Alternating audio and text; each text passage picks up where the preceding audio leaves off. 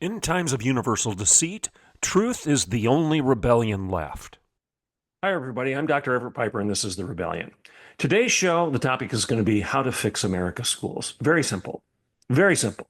How to fix America's schools. In fact, I'm getting this question a lot. I was recently on a phone call with a gentleman who's a political leader, not because he's an elected official, but because people respect his public voice.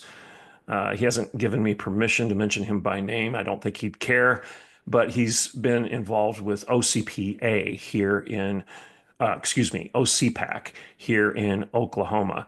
OCPAC is the Oklahoma Conservative Political Action Committee, and it's been a platform for conservative Oklahomans for a number of years. I was involved with OCPAC when I was the president of Oklahoma Wesleyan University, and I spoke there repeatedly, and they still use my columns periodically in their weekly newsletters. So generally speaking, OCPAC and I are on the same page on many issues. Don't agree 100% of the time. I've had people on the OCPAC website and Facebook page challenge me and say they disagree with me, and that's fine. Again, conservatives should be willing to have a good argument, a good debate. Why? Because your opinion doesn't matter and my opinion doesn't matter. It's not about opinions. It's not about our feelings. It's about the facts.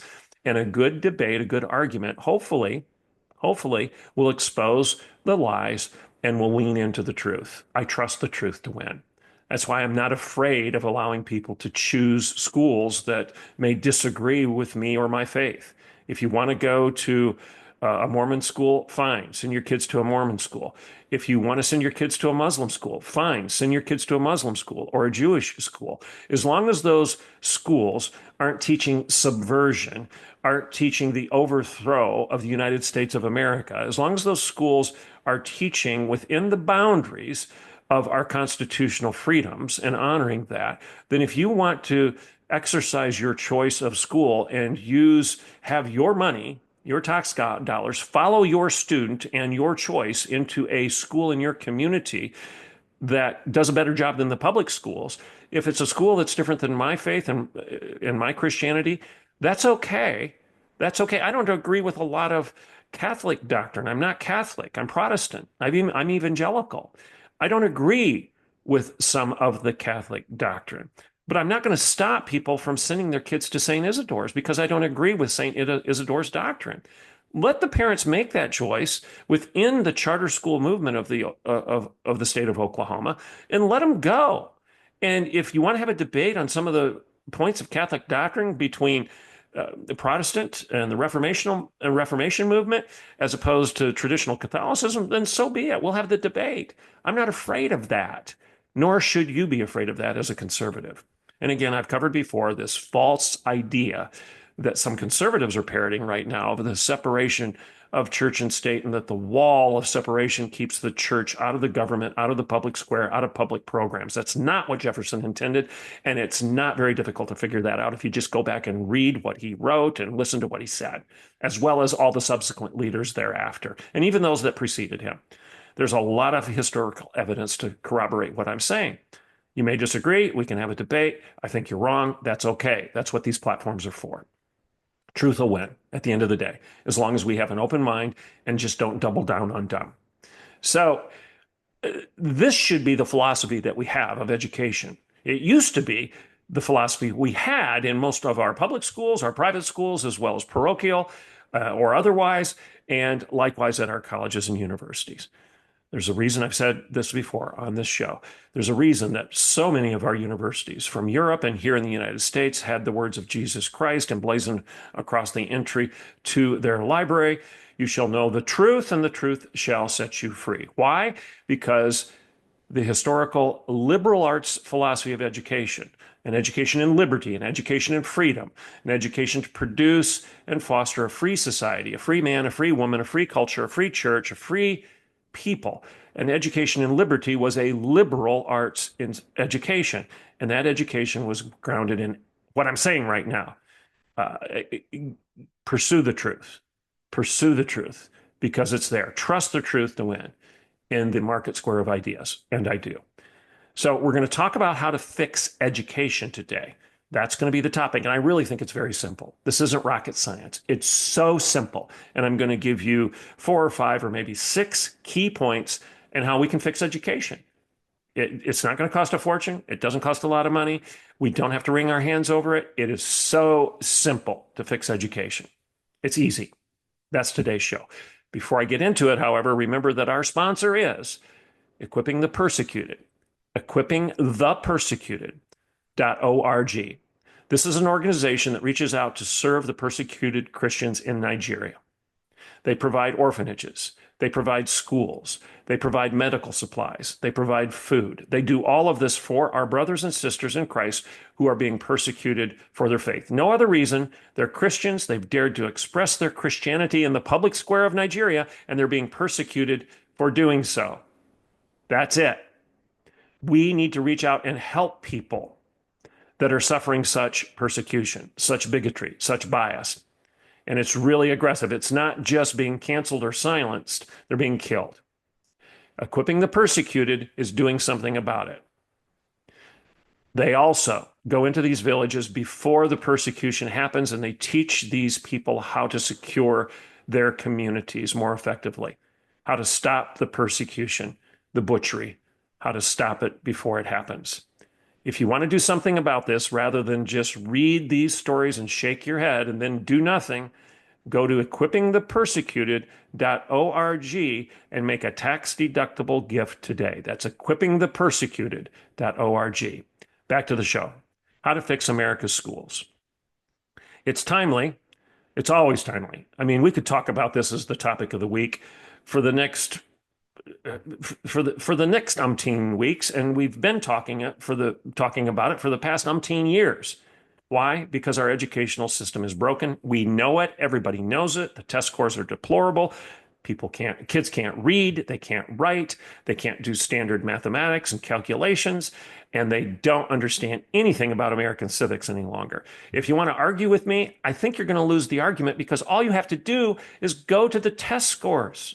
Go to the test scores and you see that the graduates, well, the 4th graders, the 8th graders, and then the ultimate graduates of your school systems, they can't read at grade level.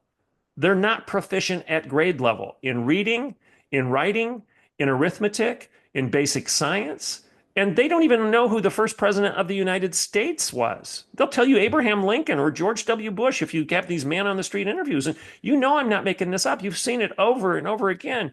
Somebody's interviewing college freshmen at Stanford or Berkeley or Cal Poly or Michigan State or the University of Kentucky or Oklahoma State University. They're interviewing freshmen walking across campus, and they ask them basic questions like, who did we fight? What nation did we fight against during our War of Independence? And they'll say Canada or Mexico. They don't know. Who's the first president of the United States? Oh, was it Abraham Lincoln or George W. Bush? This is the kind of stuff they say. And you may say, oh, well, they just found some stupid kid that didn't know anything. This is more pervasive than you think. It's all over the place. And that aside, they don't know the 3 branches of government. They don't understand the philosophy of competing powers. And then you have conservative scholars, like I've said in a previous podcast, like Linda Murphy, who fancies herself as an expert on education here in Oklahoma, and Gentner Drummond, our attorney general, who are arguing as if they're parroting the ACLU when it comes to the wall of separation between church and state. And Linda is actually putting on Facebook that she believes in freedom from religion rather than freedom of religion. And as I've said in a previous podcast, words matter. There's a difference between of and from. We don't have freedom from religion in the United States of America. We have freedom of religion. Huge difference. Okay, I've covered that before, previous podcast. How do you fix America's schools? Well, it's pertinent, it's timely right now, because on March 20th, President Trump signed an executive order to begin shutting down several functions of the Department of Education. You know this. Everyone should ignore. You and your brothers and sisters, your aunts and uncles, everybody should ignore the frantic reaction of the establishment media and everybody else, even people like these conservatives I'm referring to right now.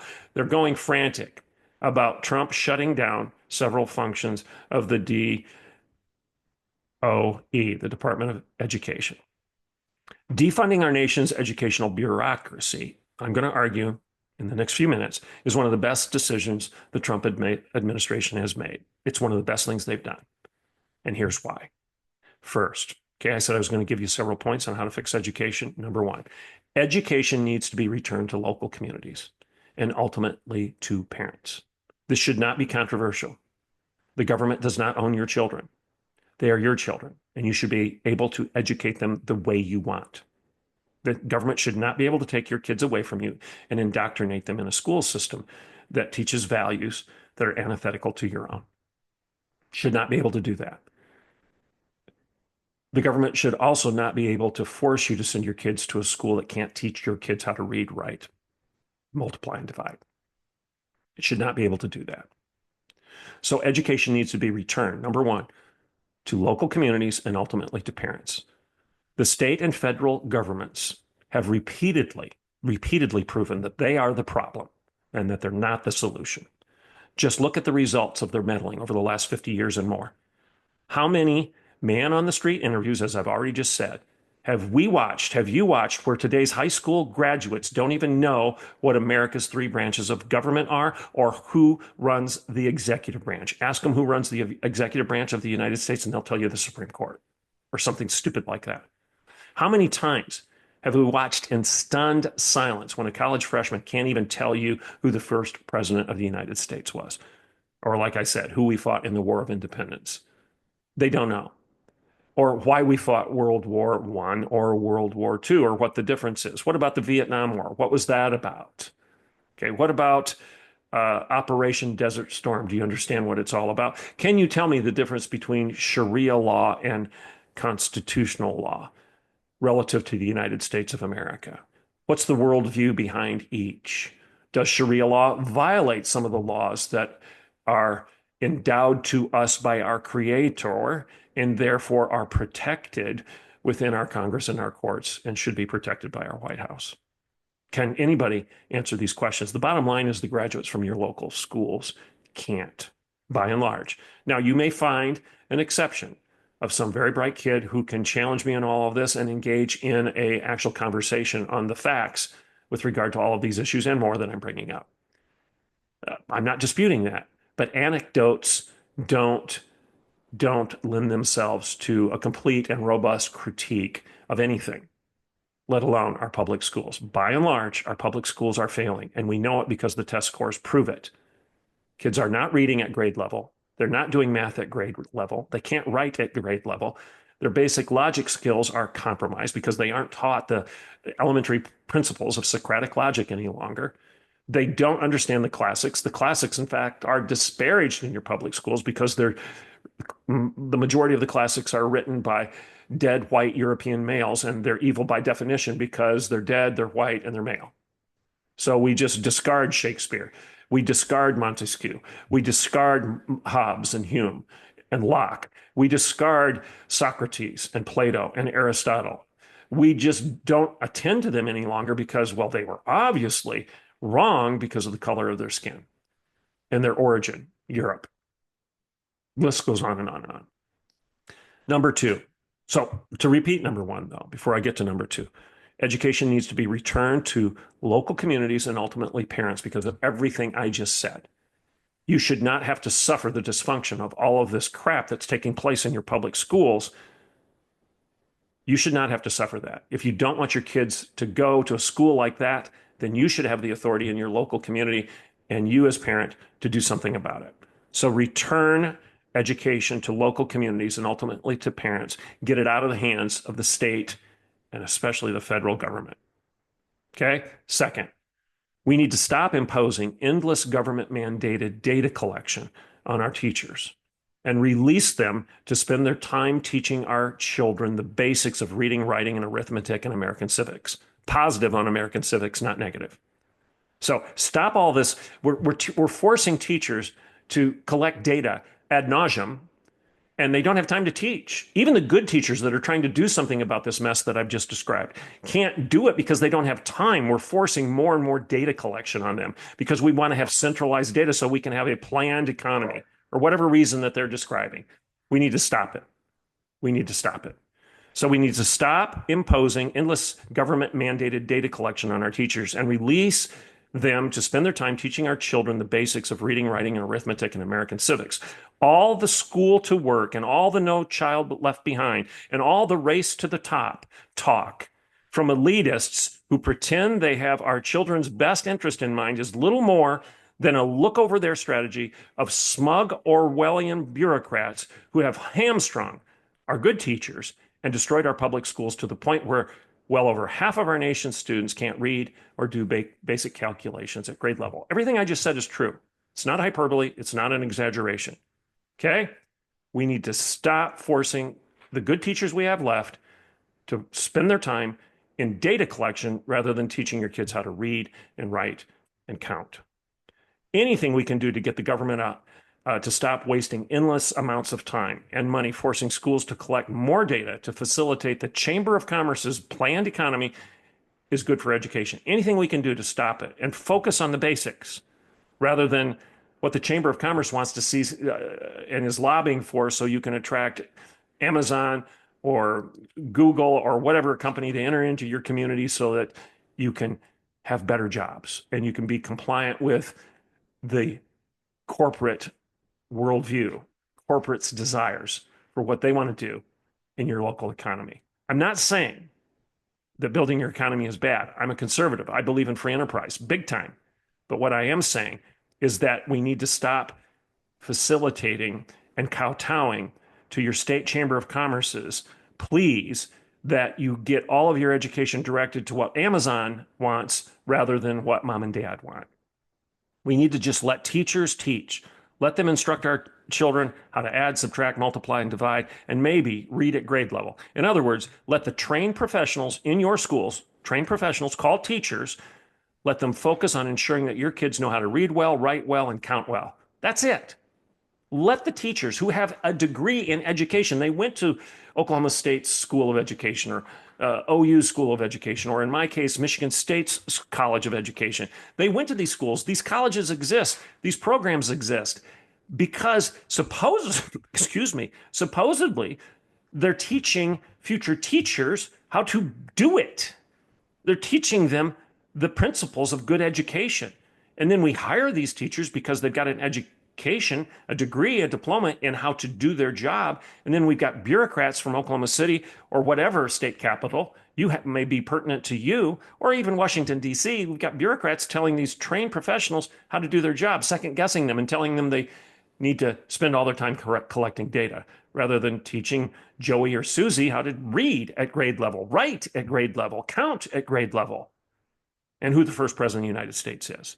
So anything we could do to get the government out of this endless circle of wasting money and time and forcing more data collection to make the Chamber of Commerce happy rather than teaching your kid how to read and write and count would be good,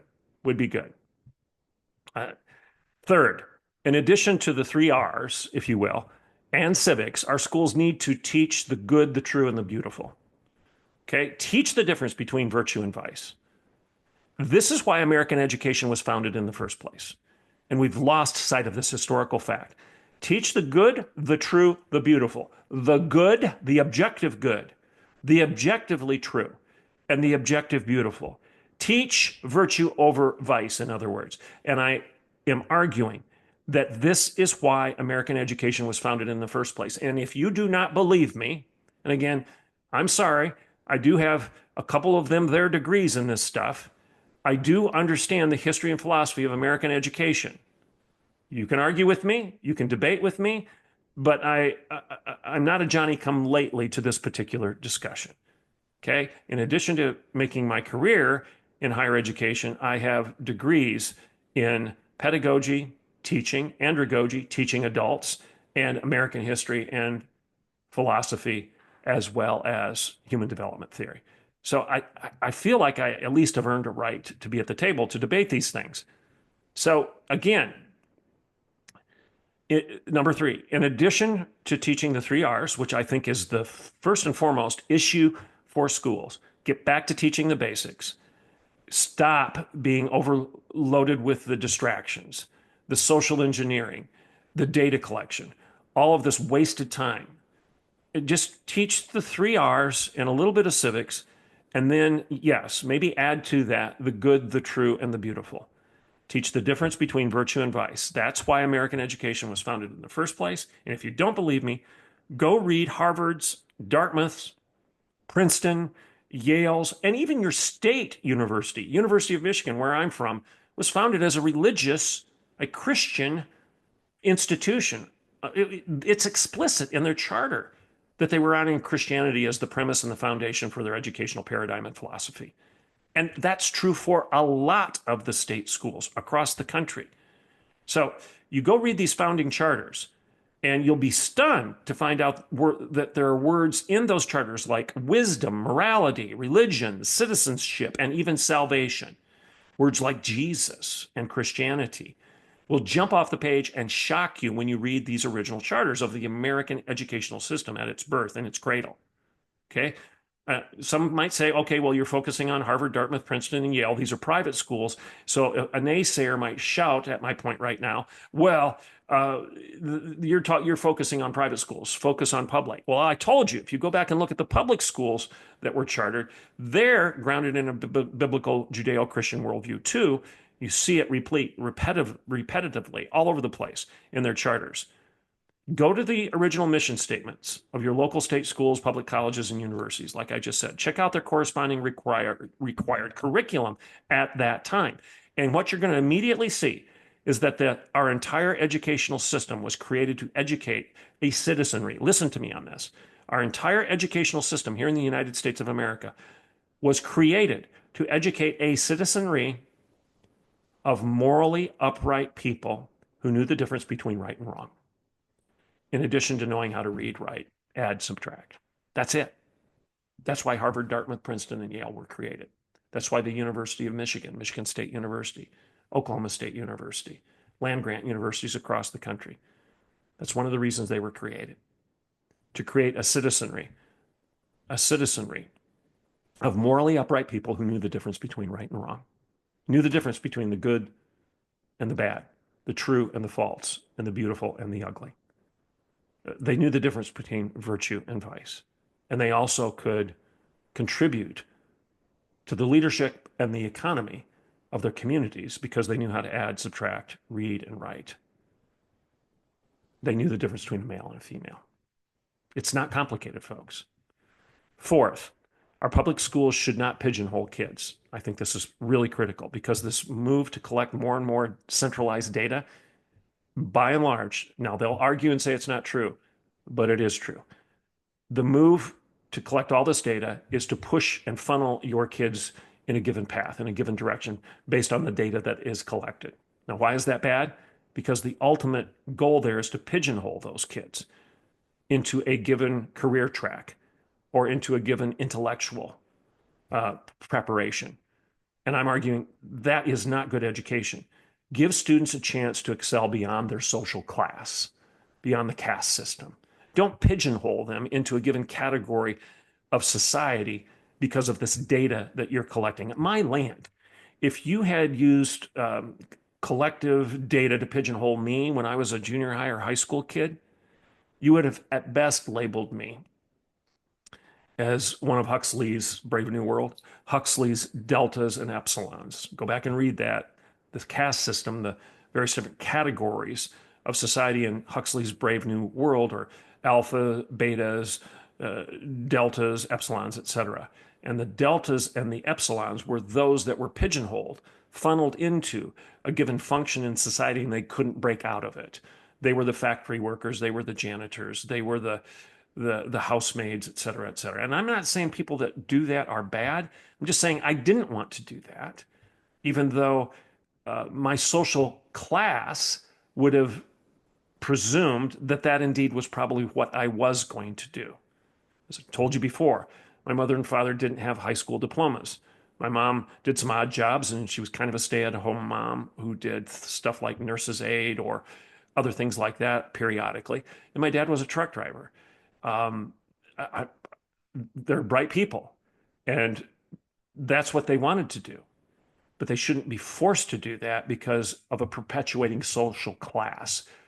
that is just continued ad nauseum because of data collection and longitudinal planning. So if you would have tried to pigeonhole me because of data, you would have relegated me to an epsilon or a delta, and I'd be a janitor in a widgets factory. Seriously, that's what you would have done with me. So my point here is, on point number 4, education should open doors for a blue-collar kid to become a college president, not close them. Okay? Stop collecting aggregated longitudinal data that everyone knows will be used to further the leftist dreams of a brave new world. We know it. That's what they're doing. Now they'll sugarcoat it and say, "Oh, we're helping them progress toward their skill set." Well, my skill set was not college administration when I was a junior high kid.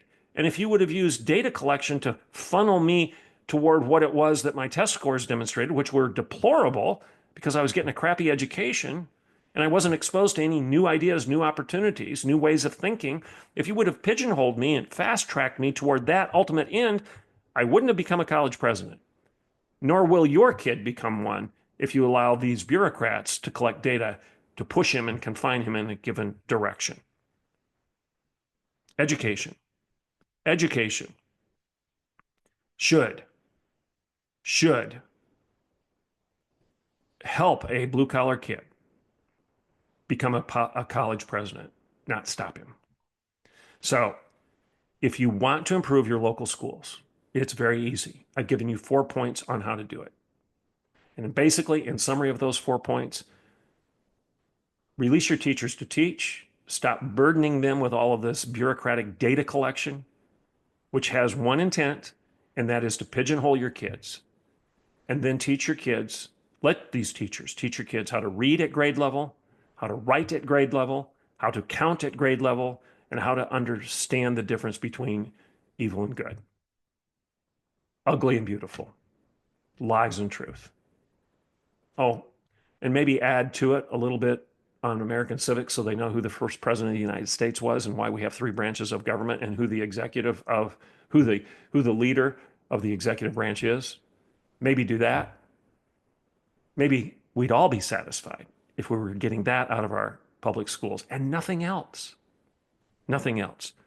If you want to improve your local schools, it's easy. Tell your government to stop wasting time and money on endless data collection and demand that it quit its top-down elitism and just let your local schools do their jobs. Teach the next generation how to read, write, and do basic calculations. Add a little instruction on why our constitutional republic is exceptional rather than evil, and we'd all be pleased with the outcome. And if your teachers and your administrators in your local public schools don't know how to do this, you're hiring the wrong people. I'm sorry, you hired the wrong people. Fire them and get someone who does know. Okay? It's easy. The fix to America's educational crisis is simple. Get Big Brother out of your schools. Defund it, Big Brother, and give education back to local communities and you, the parents.